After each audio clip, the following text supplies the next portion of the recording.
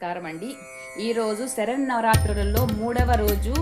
ఈరోజు మనకు అమ్మవారు అన్నపూర్ణేశ్వరి రూపంలో మనకు దర్శనమిస్తారు. ఒక చేతిలో అక్షయ పాత్ర అలాగే మరొక చేతిలో గరిట పట్టుకొని మనకు దర్శనమిస్తారు.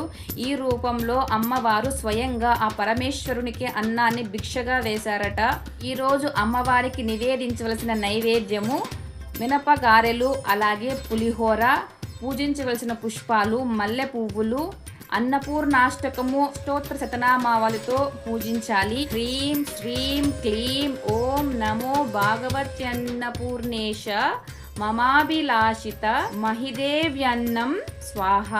విధంగా ఈ శ్లోకంతో అమ్మవారిని పూజించాలి. ఈ రోజు ఎవరైతే ఆ అన్నపూర్ణేశ్వరి దేవిని భక్తి శ్రద్ధలతో కొలుస్తారో ఆ కుటుంబం యొక్క ఆకలి దప్పుల భారాన్ని ఆ తల్లి బాధ్యత తీసుకుంటుంది. అలాగే బుద్ధిని జ్ఞానాన్ని కూడా మనకు ప్రసాదిస్తుంది.